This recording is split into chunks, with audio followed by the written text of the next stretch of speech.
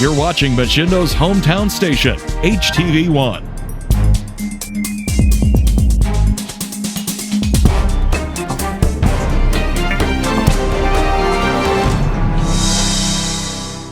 Hello everybody, Brett Boyd from the Market House. Don't miss our new expanded summer hours from 8 a.m. to 8 p.m. And don't miss two fantastic deals on ground chuck at just $3.99 a pound or Dutch Farms butter at just $2.99. Just two great deals and two more reasons to come see us at the Market House. Open 8 to 8, 7 days a week. We'll see you there. Tired of having everyone know you're coming before you arrive because of your exhaust? If so, then it's time to call the experts at RS Custom Exhaust in Hillsdale. RS Custom Exhaust has all the tools and parts to make your vehicle quiet again. And for you sports car enthusiasts, if you're looking for the roar to be the king of the roads, RS Custom Exhaust can help you too.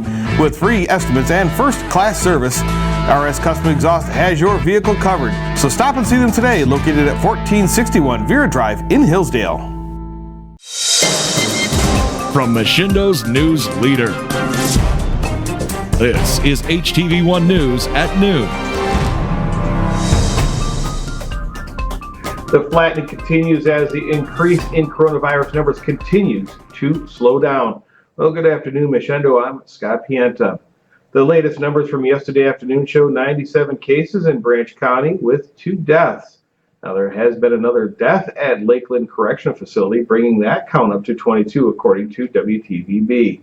So far, 34 Lakeland staffers have tested positive for the coronavirus. Hillsdale County reports 167 cases and 24 deaths. Lenawee County is up to 140 confirmed cases, 97 recoveries, 3 deaths, 32 probable cases, 21 recoveries, and no deaths in the probable category. Steuben County has added three confirmed cases, all of them under the age of 60, bringing their total to 71 cases, 16 recovered, and 2 deaths. Williams County reports 33 confirmed cases, 15 probable cases, and 1 death. And over in Fulton County they remain unchanged at 34 confirmed cases, 1 probable case, and no deaths. Now, a change of plans for the Pleasant Lake Memorial Day service. Now, organizers originally planned to hold it at the elementary school on Monday, but they have learned that the school is not available for public use due to the state's pandemic restrictions. So, according to the Herald-Republican, the service will now be held at the east end of the Pleasant Lake Cemetery. Now, that will take place at 10 a.m. as planned, only the location has changed. Now, the paper notes that it's a return to the roots of the service as it used to take place at the cemetery in the early days. Also, a change of plans for Union City. There won't be a parade on Memorial Day, but WTVB says some members of the American Legion 196 will travel the normal parade route in a vehicle and perform the traditional volley fire at the North Broadway Street Bridge. Now, they also made a stop at the village's Civil War Monument to lay a wreath and then continue on to the cemetery. UCPD and firefighters will lead that procession. Now, that takes place at 10 a.m. starting at Union City High School on Monday morning. There's also the possibility of a flyover also being performed. Now, the pandemic has postponed the completion and opening of Coldwater's new Lakeland Elementary School. Now, WTVB reported that things were on schedule for opening in December of this year, but now it looks like the new 4th and 5th grade facility will have to wait until at least April of next year. Construction is now several months behind schedule, and Superintendent Terry Ann Whalen says that they're hoping to be able to move students into the new school over to 2021's spring break. Large portions of the roofs at both Coldwater High School and Jefferson Elementary are also slated for replacement over the spring and summer this year, along with the lockers and gym bleachers at the high school. Well, Angola high school grads now have a date for their ceremony. WLKI and the Herald-Republican report that the Hornets will walk the stage on July 9th. Now, that follows the July 4th date set by Indiana Governor Eric Holcomb, when groups of more than 250 people will be allowed to gather at any venue. Now, the original date was June 7th, and the ceremony usually takes place in the high school gym. The Hornets will be social distancing with 18-inch wide chairs and set them 6 feet apart on the gym floor. Grads will be allowed to have 2 guests each, but for those who cannot get in, it will be streamed online. Students who can't make it for the July 9th event can schedule a one-on-one diploma presentation event. Now, the school's official prom was canceled this year, but a group of parents have organized a private version at the Auburn-Cord-Duesenberg Automobile Museum on July 31st. Now, while that's not a district-sponsored event, school board president Corey Archibald says that he's impressed and applauds the efforts that have gone into making the class of 2020's final year a memorable one. And speaking of Indiana, Governor Eric Holcomb says Hoosiers have, quote, earned the ability to move to the next stage of reopening. Now, that's according to WANE, WLKI, and also the Herald Republican. Holcomb said the state will move to stage 3 tomorrow, 2 days ahead of schedule. He's expected to sign the executive order making that official today. Retail stores and malls will be able to open up to 75% capacity. Campgrounds will be allowed to reopen, as well as gyms, fitness studios, parks, state park inns, and outdoor play equipment. Now, racetracks can open without any fans in the seats. Now, recreational sports practices can begin except for contact sports like football and lacrosse. Those are still restricted. Youth summer day camps will be allowed to begin on June 1st.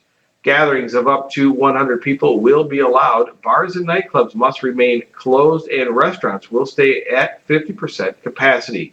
Indiana Department of Health Commissioner Dr. Christina Bach says the data gives state officials confidence that the Indiana is ready for the next phase in the reopening, and she urges everyone to continue practicing social distancing and good hygiene. 3 counties will be excluded from the move to phase 3. Lake Marion and Cass counties. They'll have to wait until June 1st. Well, the state's Secretary of State Jocelyn Benson announced earlier this week that registration of the voters in the state would receive an application for absentee ballots, both in the August primary and in the general November election. Now, that sparked some disapproval from the Michigan Republicans, as the larger National Party membership has voiced opposition to mail-in voting, claiming that it opens up the opportunity for fraud, and that even admitting their party would lose elections if more registered voters participate through mail-in ballots. Now, that most prominent Republican prompted Republican to make that omission is the President, Donald Trump, who yesterday threatened to withhold federal funding from Michigan and Nevada due to their mail-in voting plans. Now, Rutgers says Trump withdrew that threat after a severe backlash of criticism from Democrats, but he continued to level the claim that mail-in voting would lead to voter fraud. The evidence for that claim simply doesn't exist, as numerous studies have found that what little fraud occurs in mail-in voting, states and absentee voting, is generally caught and punished and does not change the outcome of the elections. Research has found that the claim of mail-in voting favored one party over another is also untrue. Many states are currently considering mail-in voting as to a response to the coronavirus pandemic, attempting to avoid virus spread at the polls. Now, individual states do have the constitutional authority to make their own voting rules, which means that even if President Trump were to follow through with the threat to withhold funding, it would likely be illegal. In terms of other states, Colorado, Hawaii, Oregon, Utah, Washington have all already set up mail-in voting systems in place. Well, still ahead at noon, 3 people are injured following a crash in Hillsdale County, and the man who injured himself in a drunken driving crash has taken a plea deal in Branch County. Plus, the Fort Wayne man who stole morphine pills from a Steuben County apartment has been sentenced. You're watching this, and we'll be right back on the Hometown Media Network and the Hometown News. There's a reason that professionals shop at Jonesville Lumber. They expect quality, service, and knowledge. And that's exactly what they receive. For nearly 100 years, Jonesville Lumber has been family-owned. We take pride in serving our area with great products at competitive prices. We have dedicated project estimators in-house that will help figure the materials needed to complete your next task at hand. Whether you're building your dream home, adding a pole barn, building a deck, updating your kitchen, or painting your front door, let Jonesville Lumber help you with your next project. Authentic Mexican food is just a short drive away at El Cerrito in Coldwater and Hillsdale. The variety-packed menu has something for everyone. with classic Mexican dishes, El Cerrito specialties, and tasty treats for dessert. Don't forget the best margaritas in town with margarita specials Friday and Saturday. And carry-out ordering is great for work lunches or picking up dinner for the family. Make your next meal a fiesta for your taste buds at El Cerrito on Chicago Street in downtown Coldwater and Carlton Road in Hillsdale.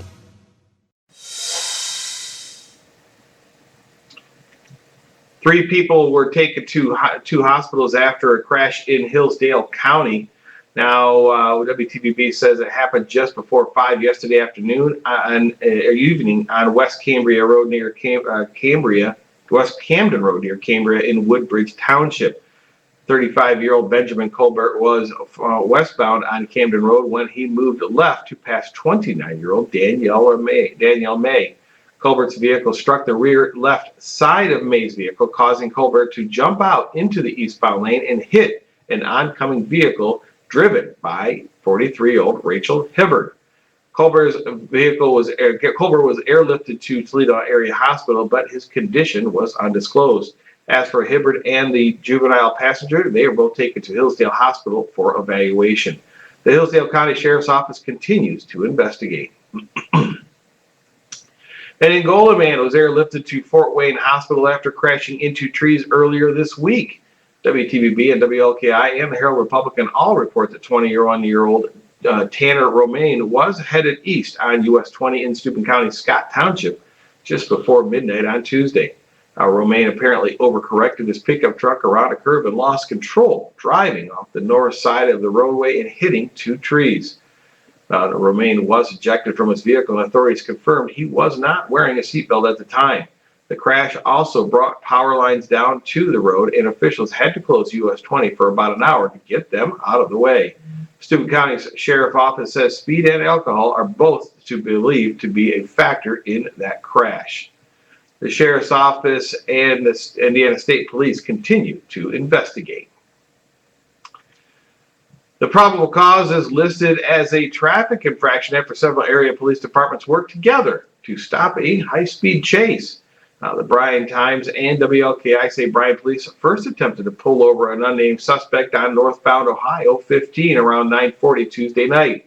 The driver sped off, and BPB notified Pioneer authorities that the suspect was headed their way. The Pioneer Police Department set out stop equipment and parked bumper to bumper in an effort to bring the speeder to a halt, and, well, that did the trick as the suspect stopped near the IGA store. Now, the suspect was arrested without further incident. The Williams County Sheriff's Office also assisted in that situation. A man who injured himself in a Branch County drunk driving accident last year has taken a plea deal. WTVB says 42-year-old Andrew Moser pleaded no contest Monday to a third offense, charging of operating under the influence of intoxicating liquor.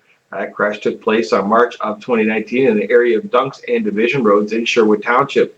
Moser failed to yield at a T intersection stop sign, blowing through the cross street and crashing into several trees before coming to a rest in a deep gully. Now, as part of the deal, prosecutors have dropped counts of driving with a suspended license, reckless driving, and lying to police. They also dropped the sentence enhancement for being a habitual offender. Moser is scheduled for sentencing on June 22nd. Well, this man who broke into a Steuben County home in 2017 has been sentenced. The Herald Republican says 34-year-old Anthony Hines of Fort Wayne previously pleaded guilty to level 6 felony residential entry at a plea deal that dropped a charge of level 4 felony burglary. Now, Hines broke into an apartment on West Fox Lake Road while the resident was at an appointment at the VA hospital.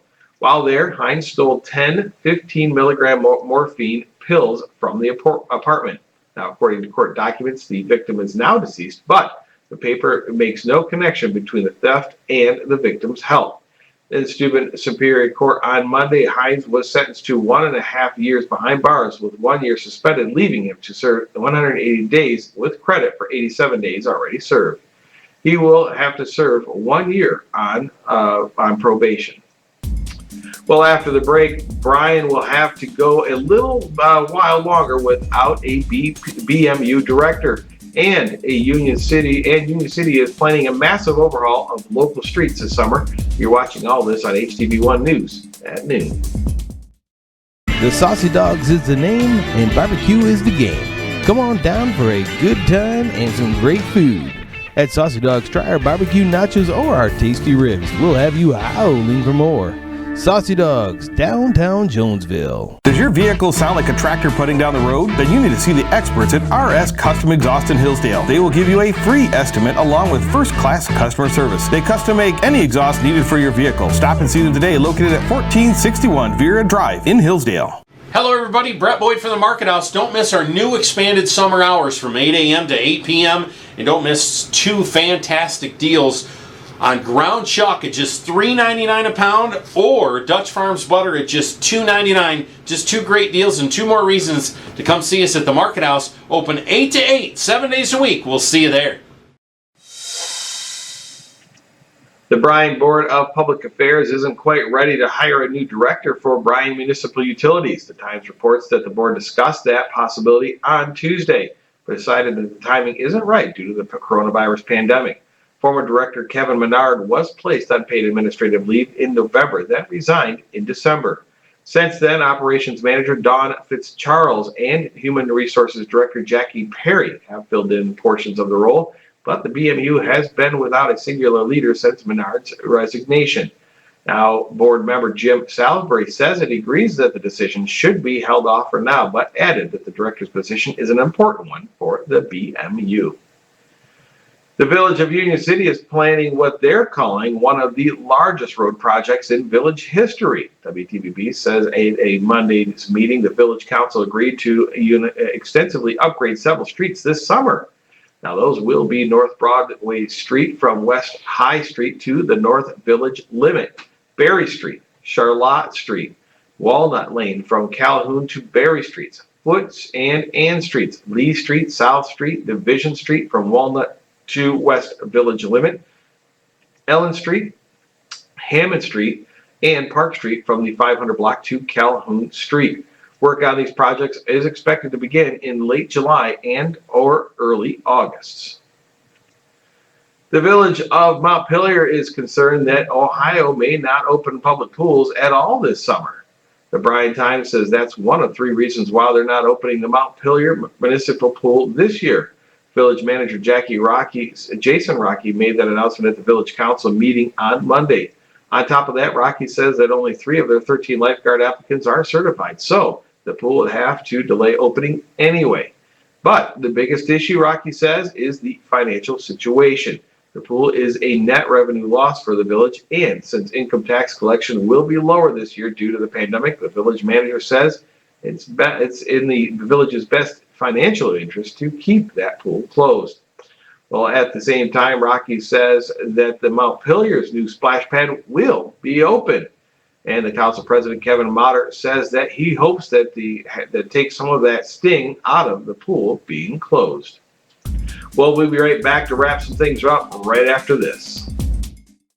El Cerrito's variety-packed menu has something for everyone. With generous servings and lots of flavor, you'll think of it as a fiesta for your taste buds. Dine in or carry out at El Cerrito on Chicago Street in downtown Coldwater and Carlton Road in Hillsdale. There's a reason that professionals shop at Jonesville Lumber. They expect quality, service, and knowledge. And that's exactly what they receive. For nearly 100 years, Jonesville Lumber has been family-owned. We take pride in serving our area with great products at competitive prices. We have dedicated project estimators in-house that will help figure the materials needed to complete your next task at hand. Whether you're building your dream home, adding a pole barn, building a deck, updating your kitchen, or painting your front door, let Jonesville Lumber help you with your next project. The Saucy Dogs is the name and barbecue is the game. Come on down for a good time and some great food. At Saucy Dogs, try our barbecue nachos or our tasty ribs. We'll have you howling for more. Saucy Dogs, downtown Jonesville. Well, those are today's top stories. If you know some stories that you would like to see right here on HTV1 News, or you have some information for us that we'd like to get on our air, let us know at our news desk at htv1.net. Otherwise, we'll see you right back here tomorrow for HTV1 News at noon. Don't forget, you can find more news and our live streams 24/7 at htv1.net. For all of us here at HTV1, I'm Scott Pienta. Enjoy the rest of your afternoon. Have a great day, everyone.